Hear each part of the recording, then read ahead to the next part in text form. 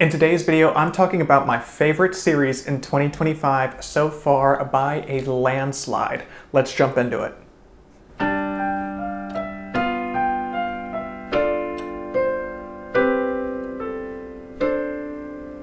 Hey there everybody, welcome back to Fantasy Inc. My name is Wythe, and today we are talking about Last Life by Alexey Osadchuk. Now, this one is a phenomenal series that just randomly got recommended to me on Audible, and I'm so thankful it did because I am loving it so far. It's hitting the perfect notes between world building, political intrigue, a competent MC, and a plethora of other factors that I'll do my best to touch on all of them. Now, to jump into the semi-spoiler-free review, our main character, known as Dodger, is an infamous rogue in a world that is fairly technologically advanced, yet still has a lot of aspects of magic. Maybe not a lot, but magic is known about at the very least.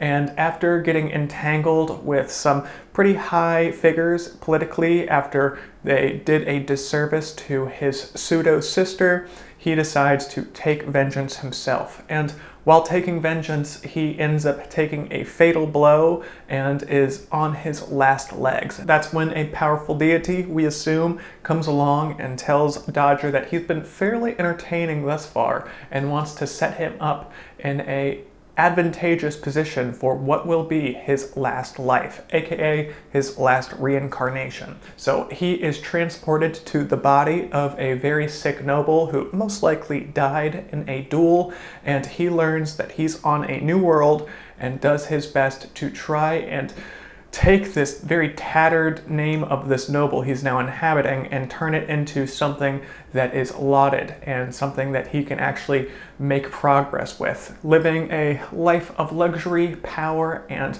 protecting those that he feels that he needs to. I'll go ahead and stop the review right there. I don't want to give too much away, as always, but I will say before I jump into the pro that this series has been so impressive, and here are a few reasons why. Now, the first pro is going to be the world building, and that includes the political system and intrigue that's involved, and the magic system. I kind of view those as subsects of world building, so if you don't, then I'm sorry. When it comes to the political, it's definitely set up in a kingdom aspect. You have your dukes, you have your margraves, you have your marquises, you have your counts, and even though our main character is a semi-disgraced noble, he does his best to earn a better reputation and try his best to grow through the ranks, and he does that through many different aspects. I also definitely love the magic system here. Certainly cultivation based, where you're able to grow your power by absorbing different kinds of stones. I'm getting flashbacks to Jade City here, but we have more options than just Jade in this aspect, and he is doing his best to obtain these resources and try to get back to where he was in a previous life by growing his own core, if I'm remembering the correct terminology there. So the world building in this, you will not be disappointed, but we're going to go ahead and jump into the con of the series, and as always, it's a minor one for my recommendations, and that's just going to be the names and the titles. It does get fairly confusing if you're an American reader, at least it did in my case. There's a lot of different names that you would not hear on a day-to-day basis, and with the accent of the narrator did a fantastic job, I will mention that. It is hard to remind yourself of who is speaking if it was a side character or a character we haven't seen in a few books. Now, I will say the author did a fantastic job when it comes to adding context of what's actually going on in the story. So when you are having these old characters pop on up, it's pretty easy to place them, but initially, it's tough to remember these names. I'm just going to be candid there. Now, the second and last pro is going to be a competent MC. Now, it's not like this is a super hard pro to find in books. You know, all the series I recommend on this channel, I try my best to make sure that the MC is likable, if not competent, because if you don't like the main character you're reading, you're never going to really get into this story. When it comes to this series right here, Dodger is a man I would not want to mess with. Having his memories from his previous life as a rogue, as a person who was trained at a young age at a circus, he's dexterous, he's intelligent, he knows how the human mind operates, and he can play other people off of what he wants at the end of the day. Oh my goodness, the man is a myth in the making, and he is definitely going to become a legend by the end of the series. He's on par to doing it where I'm at in the series currently, so you will not be disappointed by reading this main character. He keeps the audience entertained, trying to figure out what his next move is, and the author himself does a great job of not giving all of Max's plans away at a preface. You know, some cases he does, in other cases you're learning what's going through Max's head as things are happening. And that goes to show Alexey's skill when it comes to his work. As y'all can tell, I love this series so far. Book 7 on audio just came out and I finished it immediately. Thankfully, I picked up the series like last week, so I didn't have to wait more than a day for book 7. It just is ironic how it all ended up happening. So I was so thankful because we were at a pretty pivotal point in my opinion. So as of right now, there are 9 books out on Kindle, if I'm not mistaken. So if you are a reader opposed to a listener and you get to that point, feel free to keep trucking ahead. I cannot wait for book 8 and book 9. I kind of peeked at the descriptions for them and I'm really looking forward to catching up with the rest of y'all. I hope you do give this series a chance. It is by far my favorite of the year, and if another series wants to take its place, then it is going to have to be pretty dang amazing. Now we're going to go ahead and jump into the deep dive of this video. I'm going to be talking about what's going on in book 7, what the implications are, and kind of making some predictions for the next couple books. And I hope I'm right on the money, and if I'm not, please don't hurt my feelings in the comments. But with that said, I appreciate y'all's time, and be sure to keep reading.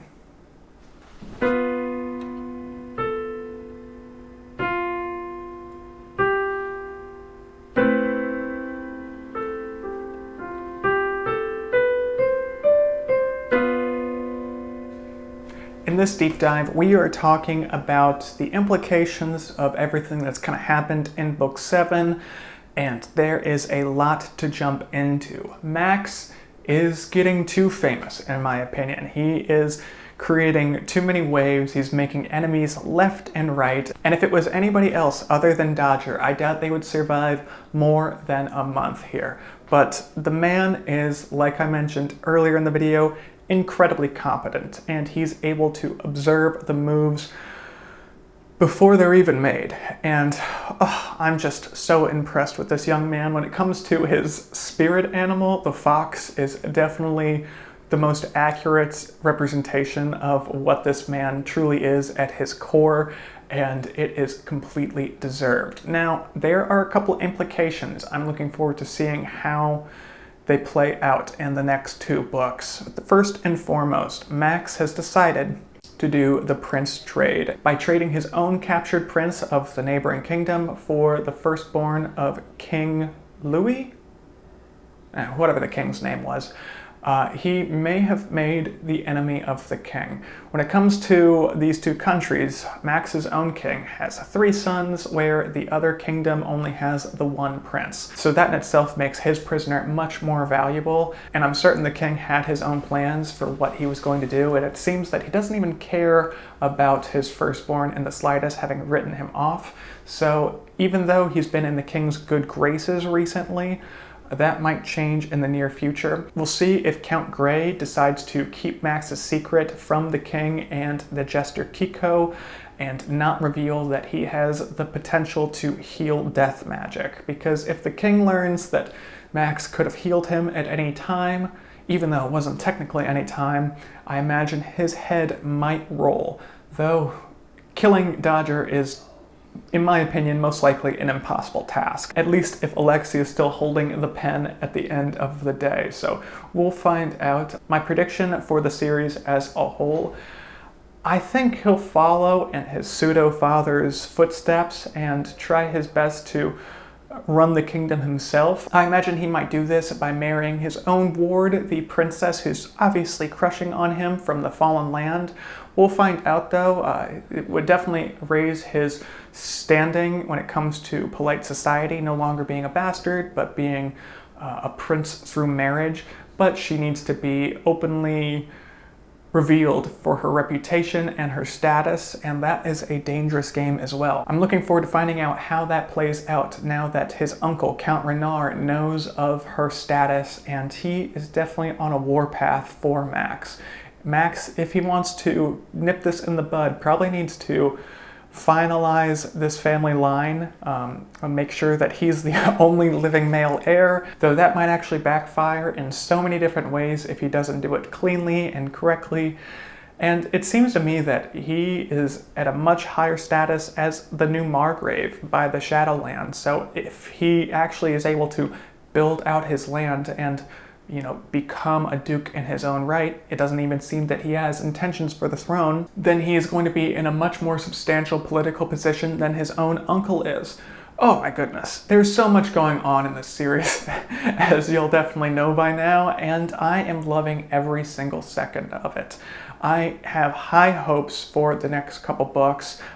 Little side comment here, I love the art style of the covers. Just a random fact that just popped in my head. I think it's very stylistic yet minimalistic at the same time, so it's something that I'm very impressed with, and I'm looking forward to seeing the next couple covers that come out for this series. Now, I don't know how long the series is supposed to be planned for, whether that information has been released or even decided by the author yet. If you do know, let me know in the comments below. That would be very kind of you, because I haven't been able to find it myself.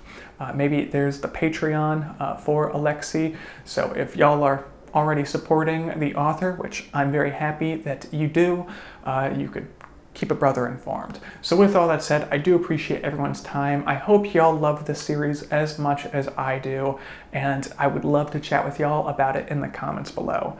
Thank y'all again, and be sure to keep reading.